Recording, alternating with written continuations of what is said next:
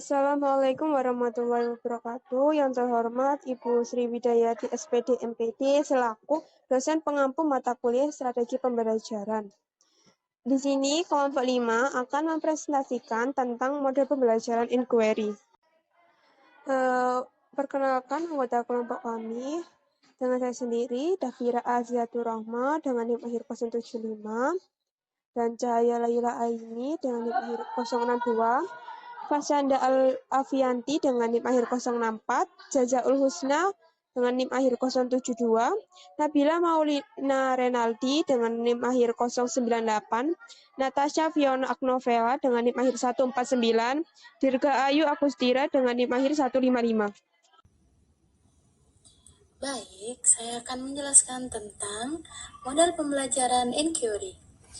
Model pembelajaran inquiry adalah model yang menekankan pada proses pencarian dan penemuan pengetahuan oleh peserta didik secara mandiri. Artinya, siswa tidak hanya menerima materi dari guru, tetapi mereka diajak untuk aktif bertanya, mengamati, mencoba, dan menarik kesimpulan sendiri berdasarkan proses yang mereka lakukan.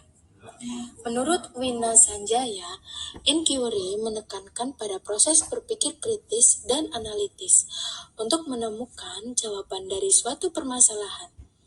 Sejalan dengan itu, Trianto menjelaskan bahwa model inquiry melibatkan seluruh kemampuan siswa untuk menyelidiki sesuatu secara sistematis, sehingga mereka dapat merumuskan sendiri penemuannya dengan percaya diri. Jadi yang ditekankan bukan hanya hasil akhirnya, tetapi juga proses berpikirnya. Secara umum, langkah-langkah dalam pembelajaran inquiry meliputi merumuskan masalah, membuat dugaan sementara atau hipotesis, mengumpulkan data melalui observasi atau percobaan, kemudian menganalisis data dan menarik kesimpulan. Melalui tahapan tersebut, siswa dilatih untuk berpikir logis, kritis, dan sistematis.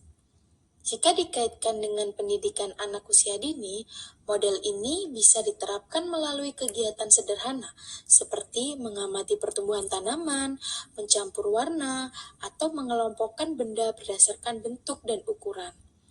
Dari kegiatan tersebut, anak belajar bertanya dan menemukan jawaban secara alami, sesuai tahap perkembangannya.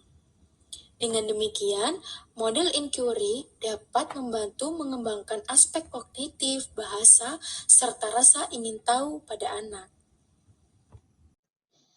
Baik, selanjutnya di sini ada landasan teori. Menurut Firmansyah dan kawan-kawan pada tahun 2025, inquiry learning didukung oleh 4 landasan teori, yaitu yang pertama menurut Jean Piaget. Nah, menurut Jean Piaget, pembelajaran terjadi ketika siswa secara aktif membangun pengetahuannya sendiri melalui pengalaman, yang artinya dalam inquiry learning, siswa tidak hanya menerima informasi dari guru, tapi mereka terlibat langsung dalam proses mencari dan memahami konsep. Dan yang kedua ada menurut Lev Vygotsky. Nah, pembelajaran berkembang melalui interaksi sosial dan adanya bimbingan atau scaffolding dari guru. Jadi, meskipun siswa aktif mencari informasi, guru tetap berperan sebagai fasilitator yang membimbing proses tersebut. Yang selanjutnya yaitu menurut Jerome Bruner. Nah, siswa akan lebih memahami materi jika mereka menemukan sendiri konsep yang dipelajari, yang dikenal dengan discovery learning. Hal ini sangat sejalan dengan inquiry learning yang menekankan proses penemuan. Dan yang terakhir yaitu menurut John Dewey. Pembelajaran yang efektif terjadi melalui pengalaman langsung dan proses penyelidikan. Oleh karena itu, inquiry learning mendorong siswa untuk bertanya, meneliti, menganalisis, dan menarik kesimpulan secara mandiri. Selanjutnya yaitu karakteristik pembelajaran. Nah, di slide ini kita membahas karakteristik pembelajaran inquiry pada anak usia dini. Nah, kalau kita lihat, pembelajaran inquiry ini sebenarnya sangat dekat dengan dunia anak. Anak diberi kebebasan untuk mengeksplorasi dan mencoba, bukan hanya mendengarkan penjelasan dari guru. Jadi ciri pertama, anak belajar karena rasa ingin tahu. Anak sering bertanya hal-hal sederhana, dan dari situlah proses belajar dimulai. Jadi pertanyaan anak bukan dianggap mengganggu, tapi justru dijadikan peluang belajar bagi anak tersebut. Nah, selanjutnya ada pembelajaran dilakukan lewat pengalaman nyata. Nah, jadi anak itu tidak diajak berpikir abstrak, tapi langsung berinteraksi dengan benda dan lingkungan di sekitarnya. Nah, dengan cara tersebut, anak lebih mudah memahami apa yang dipelajari. Dalam mempelajari inquiry, proses belajar jauh lebih penting daripada hasil. Anak dihargai karena mau mencoba, berani bertanya, dan aktif selama kegiatan. Jadi tidak ada tekanan harus selalu benar. Nah, ada peran guru. Peran guru itu di sini itu bukan sebagai pusat pembelajaran, tetapi sebagai pendamping. Guru mengarahkan dan membantu anak saat dibutuhkan oleh anak tersebut. Nah, namun tetap memberi ruang agar anak bisa menemukan jawabannya sendiri.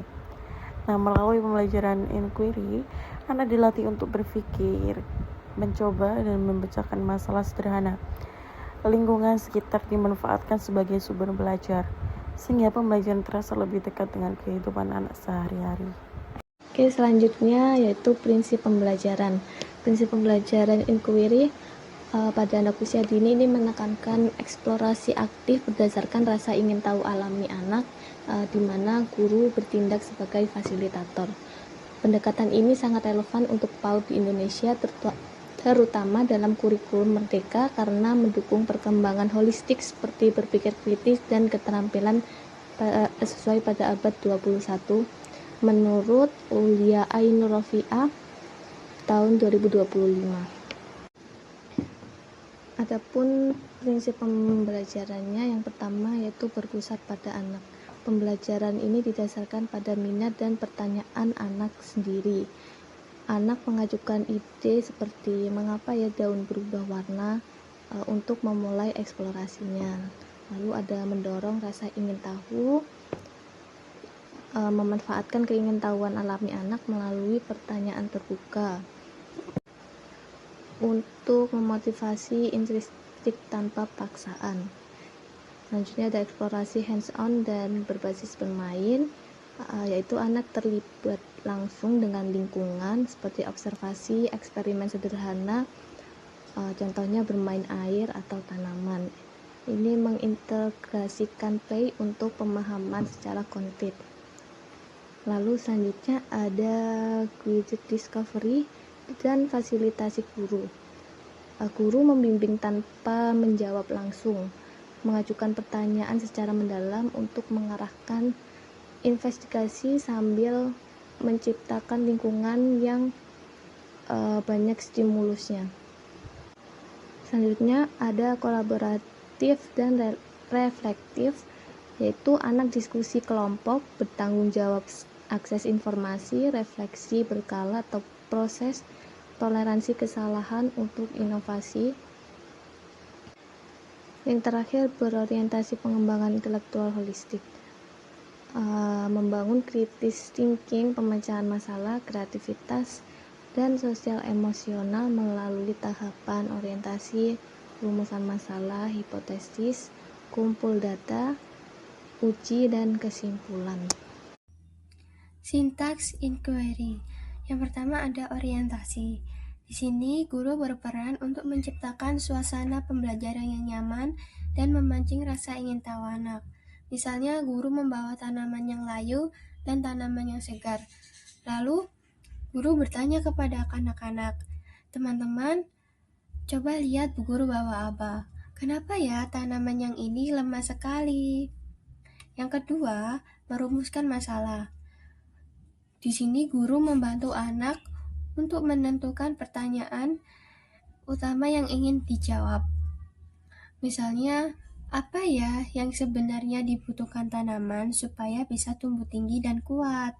Yang ketiga, mengajukan hipotesis. Anak diajak menebak atau membuat jawaban sementara atau dugaan. Contohnya, mungkin harus dikasih susu, Bu, atau butuh air dan matahari, Bu.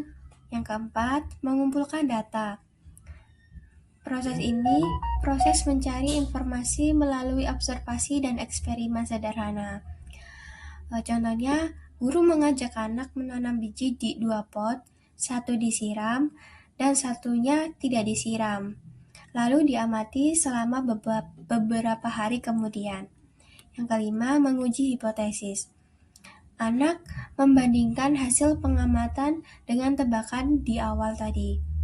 Misalnya, anak melihat pot yang disiram air ini tumbuh, sedangkan yang tidak disiram air ini tidak tumbuh.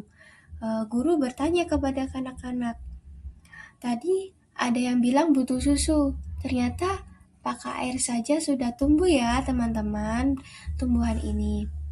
Yang keenam, merumuskan kesimpulan. Di sini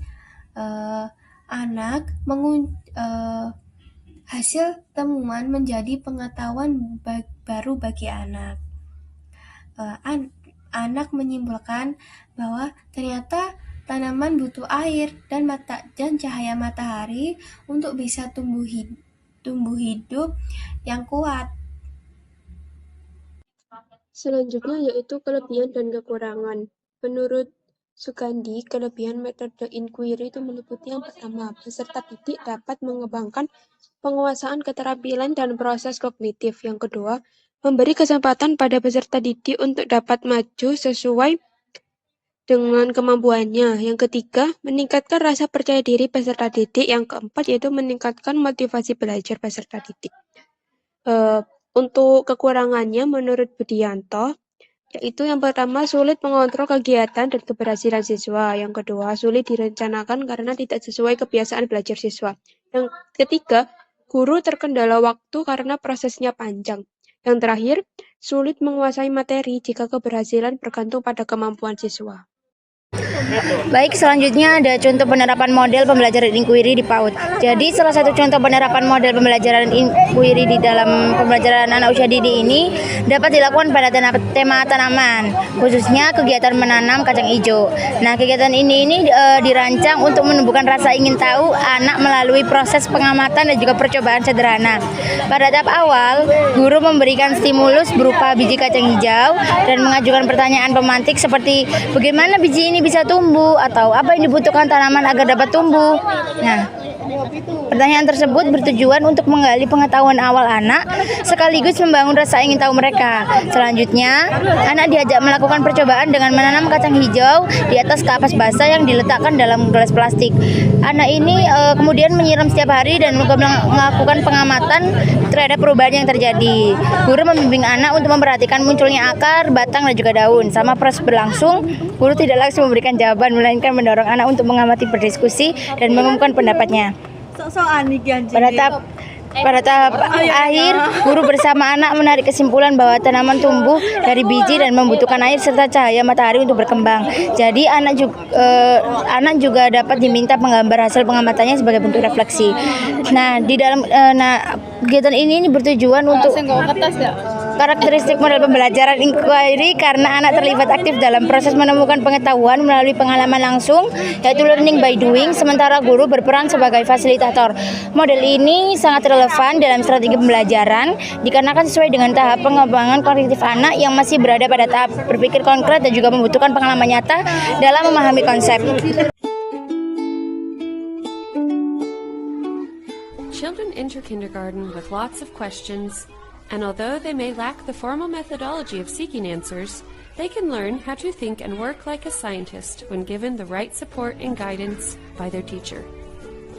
Including learning stations and group investigative opportunities offers children a powerful opportunity to develop independence, risk-taking, perseverance, initiative, creativity, and problem-solving. At IDEA ELC, children develop their confidence and competence through trial and error experimentation, cooperative play, and gaining a deeper understanding of the concepts they explore. In KG, we focus on enabling students to take on the role of active learners, as this is the most effective and developmentally appropriate way for kindergarten students to learn.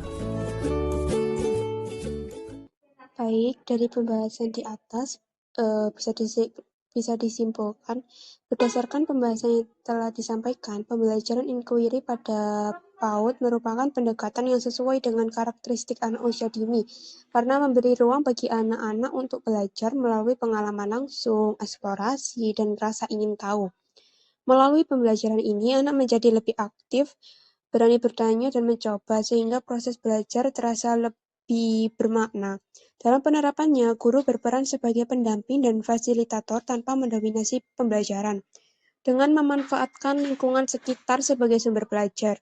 Oleh karena itu, pembelajaran inquiry lebih menekankan proses belajar dibandingkan hasil akhir, serta mampu menciptakan suasana belajar yang aktif, menyenangkan, dan mendukung perkembangan anak secara menyeluruh.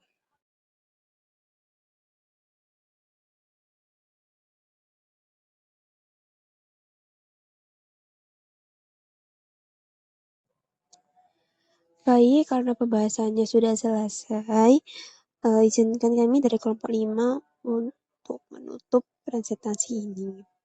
Mohon maaf apabila ada kesalahan kata. Wassalamualaikum warahmatullahi wabarakatuh.